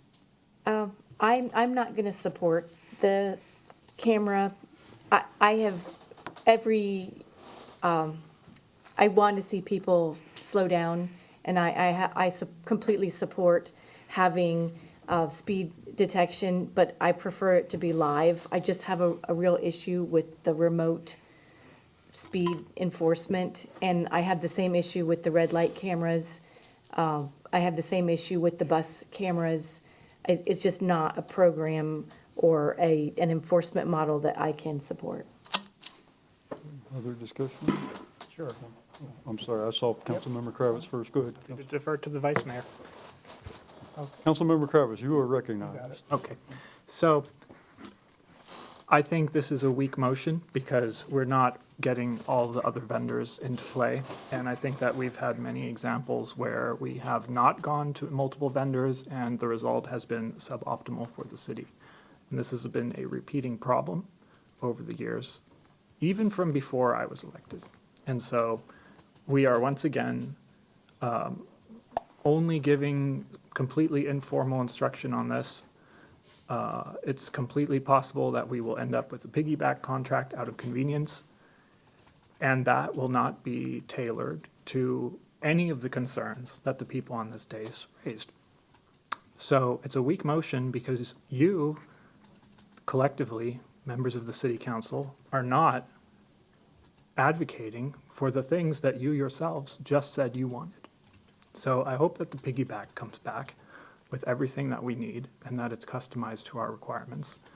But I have my doubts, and I hope that when we do see what has come back to us, that we will have an opportunity to look at it and evaluate it, and as necessary, make some changes. But of course, with a piggyback, what you see is what you get. There is no further negotiation. That is what makes it a piggyback. So that is why I will be very, very reluctantly voting yes on this, because speed enforcement is a very huge issue for the people in Temple Terrace. This is not the way to do it. Councilmember Schisler, any comments? I do. No, Vice Mayor, I'm sorry, I forgot. Yes, Vice Mayor. Okay. I was just going to say, I'm going to support it. On the issue of what I asked, the money grab, just like I was an advocate of red light cameras, they definitely worked. It isn't a way for the city to make money. It's a way to enforcement. I wish we didn't have to have it. I wish we didn't have to spend money on speed humps. We've gone on that record before, so I'm going to support it. The whole idea, if you don't want to pay the city or anybody money, don't speed through a school zone. Keep the kids safe. That's just my comment. A couple of real brief comments. And on the issue of the piggyback versus the competitive bid, there's a couple things that I'd like to comment on that. I'm not morally opposed to competitive processes. That's fine. Two things that bother me a little bit. One, having worked at the sheriff's office for 32 years, I've seen what happens when we go. Tampa's got one thing, Temple Terrace got another, the sheriff's office got another, USF's got something else, whether it's radar guns or radios and flashlights. I can't charge your flashlight in my car. We're on the same call because we all on top of each other. I have seen this for decades, and I think there's a value in having at least some measure of uniformity. That doesn't mean we got to follow everything that the sheriff or TPD does, but some level of, we're all in the same school district, school times, the schools have a voice in this, and the school times, and so I think there's some incentive to try to go with what's being used in the rest of the district. That being said, now, if we can't get a contract that covers some of the things that I'm concerned about, then, we do get another bite at this apple, and I at that point, I'll be like, no, I want some assurances about the data. I don't want that kind of thing. There's a second thing. Oh, the second thing that bothers me a little bit is when the council is tempted to meddle with the procurement manual. That always makes me uneasy. We have a procurement manual, and I know that the city manager is a stickler for that. I know that you're trying to buy a mop bucket, and if you don't do it according to the approved procurement manual, you have two choices. You can change the procurement manual, or you can buy another mop bucket that applies. I always have I get a little squirrely up here when elected officials try to meddle in the procurement manual. And if this is according to the procurement manual, then do one of two things, right? Address it and change the procurement manual to address a deficiency, or we adhere to that. So those are the two reasons. Now, if you can't get the contract that we need, I'm not, like I said, morally opposed to this, but because of those two reasons, I am fine with the piggyback, at least right now. Councilmember. Thank you for the point. The reason why I engaged in the Q&A with our legal staff was to determine what the framework was for this procurement. And since it is under 50,000, there is complete discretion. So the only thing that I was trying to achieve is that we ensure that our will is respected to go beyond the piggyback and obtain as wide a spread of vendors as possible so that we can get a good idea of what's out there on the market, who has the most competitive offer. And while I have the floor, I'd like to make an amendment, motion to amend this existing motion, that we instruct staff to go beyond the piggyback and look for other vendors and open up the process. That is my motion, and I would invite a second. That is a substitute motion. I made two motions in my previous motion. I said both the instruction to staff to explore beyond the piggyback and also to scope out the work. This is a motion only including the first item, not the second, and therefore it is not a substitute motion. It is a different, new, original motion, which I have properly made, and I have the floor. So. Well, you may have the floor, but I'm the chair, and that's a substitute motion, whether you like it. You're going to make another illegal ruling because you're going to be at 5 then. I have all the other ones on record too. Would you like to restate the motion so we can try to get a second? The motion is that we instruct staff to go beyond the piggyback and explore other vendors for this particular project. There is a substitute motion. Is there a second? Is there a second? Substitute motion dies for lack of a second. Very happy to have made that motion without a second, and I'm happy to stand up here as the only person apparently willing to look into other vendors instead of going through the same non-competitive process that we have so often used in this city to very ill effect. And with that, I yield the floor. There is a motion. It's been seconded. All those in favor say aye. Aye. Opposed? Aye. Nay. Nay. Sorry. I'm Okay. opposed. Very good. Motion passes. Oh, yes, August the 4th. Ordinance is approved 4-1 on first reading and will appear for second reading and public hearing on Tuesday, August the 4th. Council business. I have one item before I forget, and then I'll open it up, and that is scheduling a special meeting to adopt a tentative millage rate. Pursuant to Florida Statute 200.065, the City Council must adopt the proposed tentative millage rate by resolution and certify it to the Hillsborough County Property Appraiser no later than August the 4th, 2026, which is the date of our August meeting, but we need it before that.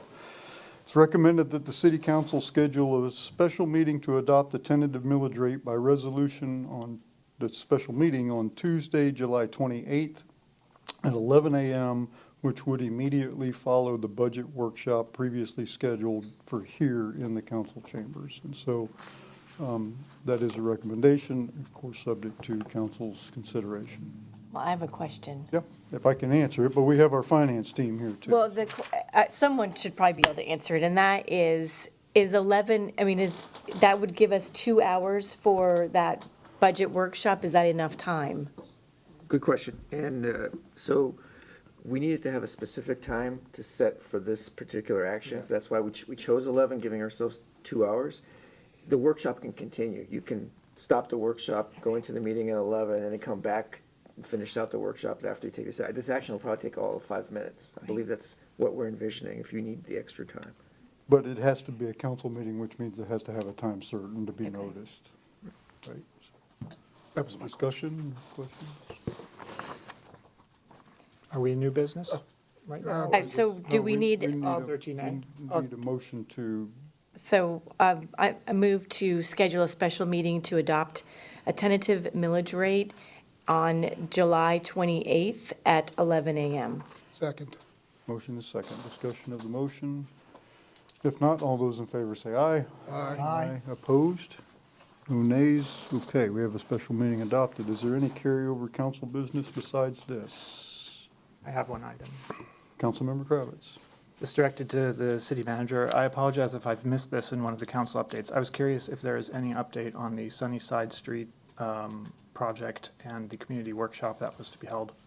I believe we're looking at a date in August. Do we have a date set, Mr. Warrenfels? But we are looking, I think, third week of August was where we were finalizing the schedule. But we'll get the date to you this week. August is, I think that's a little late, isn't it? Isn't this project already moving into its final phase? No. No? Okay, it's still in preparation? Correct. So why don't you come up? Mr. Warrenfels, can you just come up and explain kind of where we are with the project and what the community meeting will entail? So, better part of a month ago, city staff, the engineering team met with the outside consultant, and we have two outside consultants for this project. We have an engineering consultant that is doing the Brentwood Sunnyside intersection because of the stormwater issues we had experienced in the past there. And then the consultant that is doing the complete roadway design for Sunnyside itself. So we have to merge them together, and we're in the process of merging those two projects together. They were separated because of the stormwater issues. So we did get a preliminary drawing for internal review, which has not been completed yet. But the third week in August date is still on track to have the community meeting.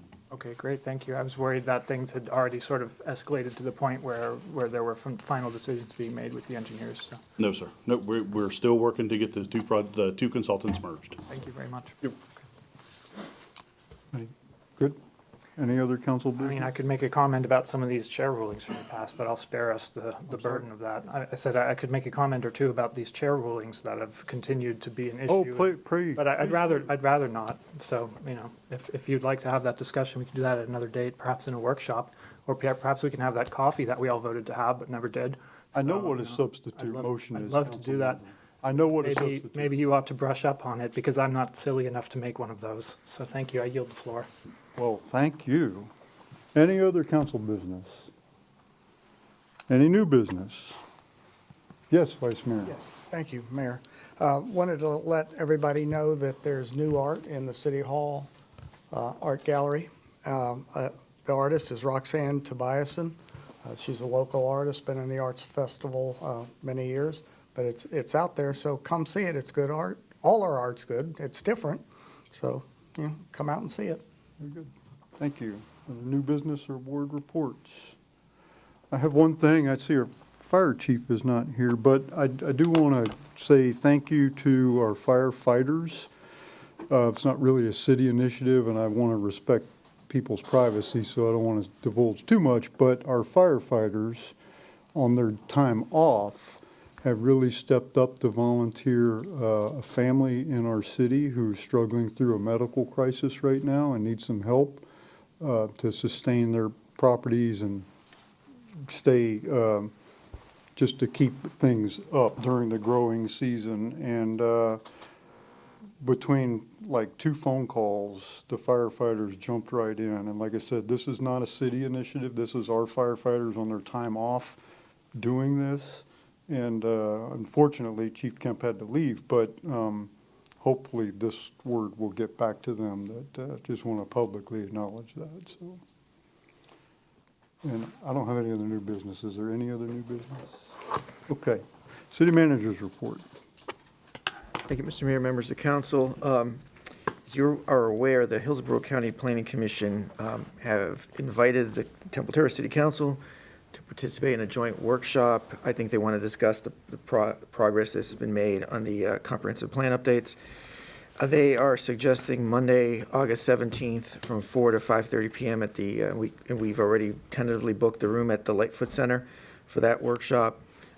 We would just need the council, if you're amenable to doing this, to, in essence, vote to hold this meeting, because it'll be a official city meeting on August 17th from 4 o'clock to 5:30 at Lightfoot. Very good. Counselor, any questions for City Manager on this? I do have a question. Yeah, sure. So that's also the night of the city council meeting, correct? That's correct. So then the council meeting would still be in council chambers? Correct. Okay. That was one question. My second question is, for those who are maybe unable to attend that particular meeting but want to get that information, will it be televised? I know we don't live stream usually from Lightfoot, but will that be televised, or how would somebody see that information? Could I ask Mr. Hill to come up? This is a new one. It will be recorded and rebroadcasted the next day on our channels, but it will not be live. Just being there and here, not enough resources to make that happen, so. Okay, thank you, that's it. Okay. Yes. No, you ready for? Yeah. Okay. If there are no other discussion, we're ready for motion. Offer a resolution to confirming the joint city council planning commission workshop on August 17th from 4 p.m. to 5 p.m. at the Lightfoot Senior Center. 5:30. What'd I say? 5. Oh, I'm sorry, 5:30. I apologize. Second. Motion is second. Discussion? If not, all those in favor say aye. Aye. Opposed? No nays. The special meeting is scheduled. Mr. Bia? Thank you, Mr. Mayor. So we've added a meeting to your agenda. I'm now going to propose to take one away. With the action earlier today with the speed zone issue, moving it to August 4th, that was the only action item that we actually had on the agenda for July 21st. So right now there is nothing on the agenda except for there was a presentation scheduled from the lobbyist, which we could move. I would recommend that the council consider canceling the meeting on the 21st. Okay, council. I'm one of the ones who won't be here, so I feel kind of foolish chiming in on this. So you guys, if are going to be here, really, it's more your decision. I guess my only question would be, would that be too long a duration if somebody needed to come in front of city council for some reason, but if we don't have any business? We, as you know, we'd have a tentative agenda. We kind of look at things further out, and based on our schedule right now, because we knew that we were going to have a limited council presence that night already, so we were kind of sensitive to that. But I don't foresee any issue at this point. I don't think it makes sense to continue to have the meeting and just make you come out for a 5-minute presentation. Yeah. I don't have an issue with it. Well, if that's your pleasure, somebody should make a motion to that effect. We're canceling the meeting, so. I have a comment on that. Oh, yeah, I'm sorry. What's that do to the schedule for our historic fact? I don't know. Well, I City mean, does clerk? that, the next one would be, that meeting would be Councilmember Kravitz. Does? More than happy to waive it, please. I bet you will. Yeah, that's fine. Problem solved. Okay, all right. That answered my question. Okay, Stay on then, the schedule. move to cancel the July 21st, 2026 council meeting. Then second. Motion and second. Any discussion? All in favor, say aye. Aye. Opposed? No nays? Okay, council meeting's canceled. That's all I have. Oh, I'm sorry, just one more thing. I did want to just recognize on behalf of the administration also all the work that was done for July 4th. Everybody that was in the room, great fireworks display, great parade, probably one of the bigger parades we've had in quite a while. And I just thank you again for all the great work. And Mr. Hill and his team for getting everything on video and in photographs. That was really well done. That's it. Thank you. Questions for Mr. Bayou? More of a comment than a question. I just wanted to reestablish my confidence in our procedures and processes for our bid process. I have probably been one of the most vocal council members through the years as to circumventing or attempted change or whatever our purchasing policies and practices. And I, for one, am very, very confident and very, very satisfied with the methodology that the administration uses, that our department heads use. I have confidence in the way we handle our contract negotiations. We will have a second shot at this. We will, again, for the second reading of the ordinance, and then again with the contract. So I support the way that the administration is handling this. And I don't want the public having any negative aspersions that we do things improperly. And I think that is not a good sign for us to leave that with the public. And that's all I have on that. Any question, Councilmember Kravitz? Thank you for recognizing me. I just want to specify that I did not assert that anything improper was being done in terms of our bidding processes. I will give just a couple examples. Several years ago, before I was elected, a property was sold to a bid that was $1.5 million almost under the next highest bid. And that bid ended up not even manifesting the thing that we hoped to get out of that bid for that property. Then there is another example of a messed up process that did not yield the right result. And we can go through a whole sequence of these. None of them were done improperly, but the problem with all of these is that they were not done in a competitive way, and we didn't get all of the inputs that we could have gotten, and as a result of that, we got bids from people that we just went along with. So it's not about being improper, it's just about being smart, and it's about letting the market work for you. The other example of the bid that I was about to mention was where we nearly sold a property downtown to a pickleball court that only had $600,000 of equity. And that was another example where we simply did not look at what the market had. And we were about to make a very poor decision, but luckily we did not. And that investor was now replaced with an investor who's paying all cash for that property. So we have several things here that are not improper, but also not the best practice. And so when I make motions like the one that I did, all I'm trying to do is move us closer to the best practice, which is to see what's out there, to not just go with the first thing that lands on our desk, and to look into these options that we have so that we can pick the best one and be smart about it. Because we're a small city, and mistakes compound and they're big for us. A small mistake can really hurt us. And we have to be very careful about everything we do, because if we mess one thing up, that'll have a giant impact on the entire community. So it's not about being improper or proper.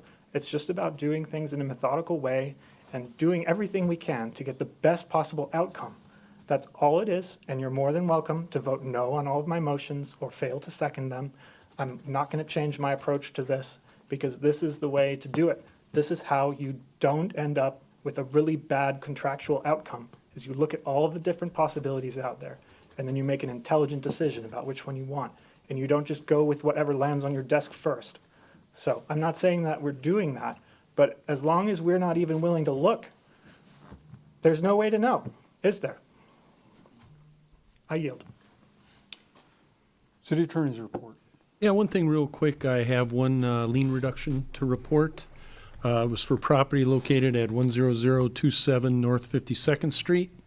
The violations were for overgrown grass. The exterior walls were damaged and had mildew, and a fence was in disrepair. The MCEB heard the case in June of 2024, found the property in violation, issued a $50 a day fine until the violations were corrected, which were corrected on May 26th of 2026, at which time the lien had accrued to about $34,000.